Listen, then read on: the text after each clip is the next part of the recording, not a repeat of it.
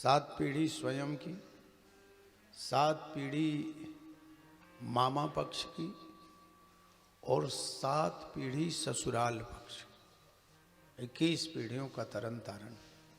श्रीमद् भागवत जी की कथा। देखो, घर गृहस्थी के हर कार्य हम आप सबको करना पड़ता है।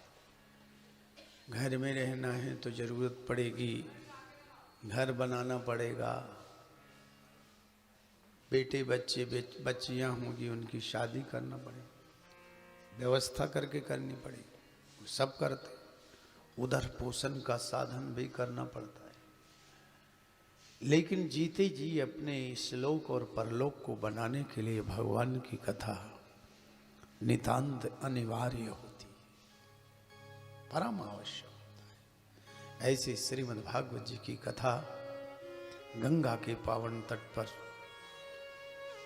सूत जी महाराज शौनक आदि ऋषियों को और सुखदेव जी महाराज पतित पावनी माँ भगवती भागीरथी गंगा के तट पर सुख तीर्थ पर परम भागवत परीक्षित जी को पान कराया।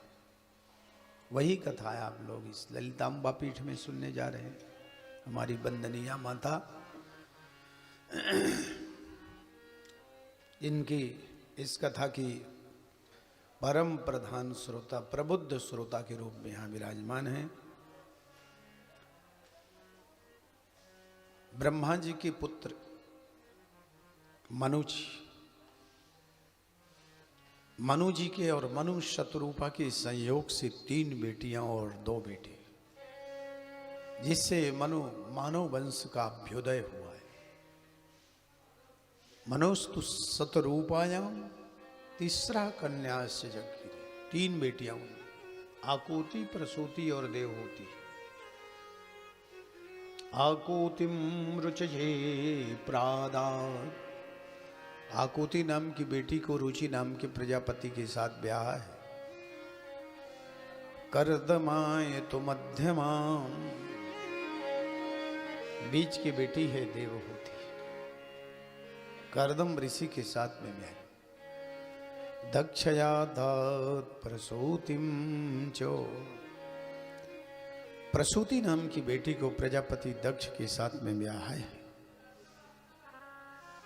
प्रियव्रत और उत्तानपाद 2 बेटे हुए राजा मनु के। आकुति और प्रसूति के संयोग से बोली यज्ञ भगवान की, यज्ञ भगवान का प्रागट्य होता है, यज्ञ भगवान का जन्म। यज्ञ की पत्नी बनी है दक्षिणा, इसलिए यज्ञ भगवान की पत्नी का नाम दक्षिणा है। दक्षिणा विरहितम यज्ञम तामसम परिचक्षते, इसलिए जिस यज्ञ में दक्षिणा ब्राह्मण की संतुष्टि न हो वो श्रेष्ठ यज्ञ नहीं माना जाता है। तो इस प्रकार से यज्ञ भगवान की पत्नी दक्षिणा है। यही यज्ञ जो यज्ञ आप लोग करते हैं, जिस यज्ञ के बिना चाहे छोटा अपने सनातन का कार्य हो चाहे बड़ा हो, यज्ञ के बिना पूरा नहीं। जन्म से लेकर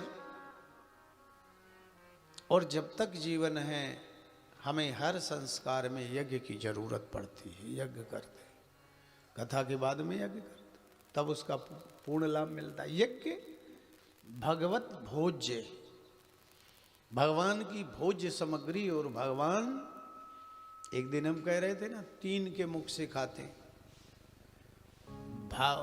यज्ञ सभी देवी देवता ब्राह्मणों के मुख से खाते, ब्राह्मणों के मुख से खाते, इसलिए ब्राह्मण भोजन करा। ये लड़के बड़ी बदमाशी करते हैं यहाँ, लेकिन हमने अब मन को संतुष्ट रखते हैं कि पढ़े या न पढ़े, लोग कम से कम भोजन करते हैं। तो हमारी निष्ठा है इनके प्रति। ये बड़ा नुकसान करते हैं, बड़ी सारी जितनी कलाएं हैं इनमें, बच्चों में, लेकिन फिर भी हम इनको बर्दाश्त करते हैं। इसलिए बर्दाश्त करते हैं कि ब्राह्मण बालक हैं। ब्राह्मण के विप्रन के मुख से सूरजेवत, भगवान ब्राह्मणों के मुख से खाते हैं। अब ब्राह्मण उस मुख से चाहे सुरती खाए, चाहे तम्बाकू खाए चाहे जो खाए वो तो ब्राह्मण जाए, लेकिन ब्राह्मण के मुख से।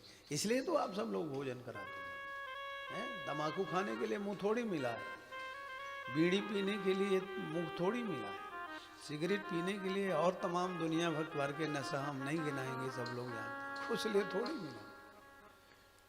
ये आपके मुख से, ब्राह्मणों के मुख से भगवान का, अग्नि के मुख से भगवान का, संतों के मुख से भगवान खाते हैं, इसलिए ब्राह्मण वंदनीय है, पूजनीय है। तो यज्ञ भगवान की पत्नी दक्षिणा,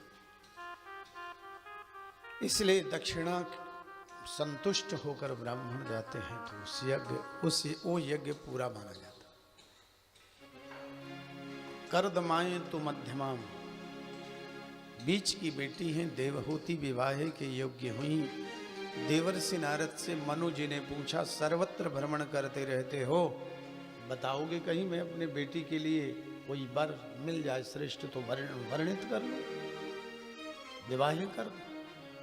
देवर्षि नारद ने कहा, अभी 2 दिन पहले की बात है, करदम नाम के ऋषि, उन्होंने बहुत दिनों तक तपस्या की, तो भगवान ने दर्शन दिया, वरदान दिया, हम आपके ऊपर बहुत प्रसन्न हैं। लेकिन भगवान ने कहा, हमारी इच्छा तुम शादी कर लो। करदम ऋषि मना कर दी कि हमें शादी नहीं करना, कौन झंझट में पड़े, शादी का बड़ा झंझट। गृहिणी को भी पता है और गृह स्वामी को भी पता है कि शादी में कितना झंझट है। बहुत बार शादी कर दो, बिगड़े बिगड़े रही सही हो जाते, ठीक रास्ते में आ जाते। करदम ऋषि कहते हैं, नहीं शादी नहीं करेंगे। तो भगवान ने एक प्रलोभन दिया, तुमने हमारे लिए तपस्या किया है, यदि तुमने शादी किया तो तुम्हारे घर में हम बेटा बन के आएंगे। अरे प्रसन्न हो गए, मेरे घर में भगवान बेटा बन के आए, इससे परम सौभाग्य क्या हुआ, हम करेंगे शादी। तो यदि आपके बेटी का विवाह भगवान करदम ऋषि कर लें तो महाराज आपको नाती के रूप में भगवान मिल जाएंगे। ये मनु को कहा। अब मनु जी करदम ऋषि के पास में गए, निवेदन किया, मैं अपने बेटी का ब्याह करना चाहता हूं आपसे। तो करदम ऋषि ने कहा, मैं तो साधु संत, तुम्हारी बेटी राजकुमारी कैसे बनेगी, कैसे निभाएगी? भाई कोई राजकुमार देखो। शादी तो इसलिए करूंगा कि मैंने भगवान को वादा किया है, भगवान मेरे घर आने वाले हैं। ये बात मनु को भी पता थी, लेकिन मैं आपकी बेटी से शादी कैसे करूं? रिश्ता तो बराबर का अच्छा लगता है। फिर एक संतान होने के बाद में मैं गृहस्थी छोड़ देने वाला हूं।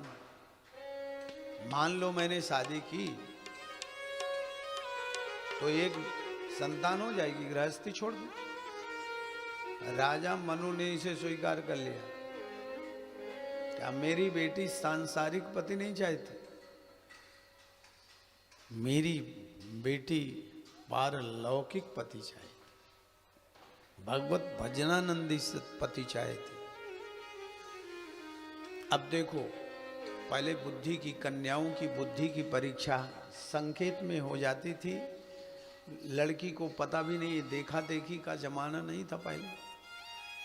तो बेटी को लेके मनु जी गए शत्रुपा जी के साथ करदम ऋषि के पास।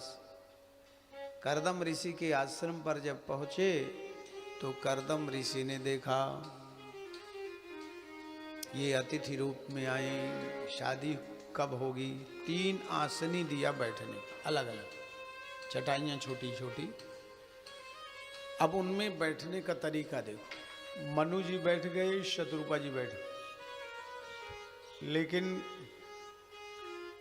देवहूति आसनी में नहीं बैठी, आसन में नहीं। क्यों? ये होने वाले पति हैं, इनके द्वारा सेवा कैसे कराऊं? ऐसे हाथ रख दिए। करदम ऋषि ने कहा ये तो बहुत अच्छे विचार वाले, इससे मेरी बनेगी, निभेगी। ये परीक्षा हो गई बुद्धि की परीक्षा। आज का जमाना देखिए, सीधे सीधे पति से लड़ाई झगड़ा, तमाम दुनिया की बातें। आज के समय की बात। माता पिता सास ससुर की सेवा तो बात की बात, पति पत्नी ही नहीं पड़ती। दंपति नाम च कलकलम। बहुएं कहती हम तो तुम्हारे बराबर पढ़े लिखे, हम काहे को तुम्हारी दौस सही बराबर से। आजकल के बेटे बहू का झगड़ा एक बार हमारे पास पहुंचा, शिष्य परिवार के थे, समझाए बुझाए। तो हमने पूछा क्या बात भाई, क्यों झगड़ते हो? तो बहू ने कहा कि ये मुझे मारने की धमकी देते, मैं तुमको मारूंगा।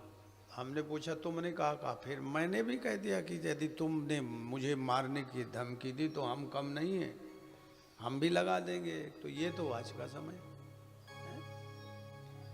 उस समय का बुद्धि की परीक्षा में कन्या उत्तीर्ण हो गई और शादी हो गई। कुटिया में पहुंचे, घास फूस की कुटिया, और घास फूस की कुटिया में पहुंचे तो कहीं से बिच्छू दिख रहे थे, कहीं से सांप दिख रहे थे, ये कहीं से मेढक की टर की आवाज, ऊपर से पक्षियों के घोंसले, विभिन्न पक्षियों का कलरव। एक कोने में छोटा सा चबूतरी बनी थी, अब ना जाया डाला मृगशाला, जाके बैठ गए करदम ऋषि। अब वो राजकुमारी थी, बहू बन के आई, उसको बैठने में भी डर लगे। एक आसनी पड़ी थी गृहस्थी में और कुछ भी नहीं। देवहूति को कहा बैठ जाओ इसे, और डरना नहीं किसी से, कोई खतरा ये सांप बिच्छू करने वाले नहीं। ये आज भी प्रमाण है।